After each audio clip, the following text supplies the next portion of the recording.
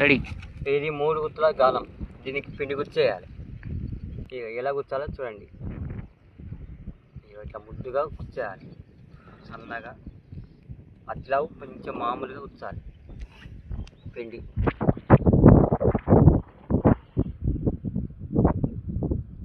ఇట్లా ఎన్ని 4-5 ఉంటాయి గాలాలు. 4-5 గాలాలకు ఇట్లా మామూలుగా గుచ్చాలి పిండి.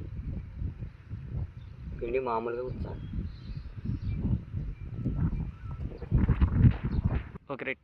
ఇగో పిండి ఎట్ట కలపాలంటే రవ్వులకు కొడుగుడు కలిపి పిసకాలి.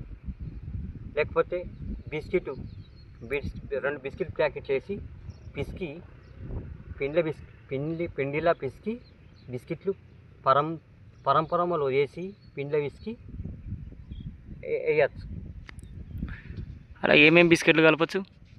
గుడ్డే బిస్కెట్ కానీ, ఈ అది బిస్కెట్ ఉంది, అది దాని ఏమంటారు, పార్లేజీ బిస్కెట్. పార్లేజీ బిస్కెట్ అయినా సరే, గుడ్డే బిస్కెట్ అయినా సరే. ఎన్ని నిమిషాలకు ఒక చేప పడుతుంది ఇట్లా వేస్తే? ఓ 10 నిమిషాలు కావచ్చు, 5 నిమిషాలు కూడా అయినా కావచ్చు. ఏమేమి చేపలు పడతాయి వీటికి? పడతాయి, రవ్వులు పడతాయి, తప్పుదారి కొరమటలు కూడా పడతాయి. తప్పుదారి కొర్రమట్టలు కూడా పడతాయా? ఓకే. మీరు ఇది ఎన్ని సంవత్సరాల నుంచి చేస్తారు ఇట్లా? ఇట్లా మా తాతలు ముత్తాతల నుంచి ఇట్లనే వేస్తారా? అంటే మీరు ఫస్ట్ డబ్బలు ఎద్దురా, కట్టెలతో పడుతురా, ఎట్లా ఎద్దురు? ఫస్ట్ కట్టెలు వేసిర్రు. కట్టెల తర్వాత కట్టెలు వేయని అంటే కట్టెలే తర్వాత ఇవే డబ్బలు మోపాయి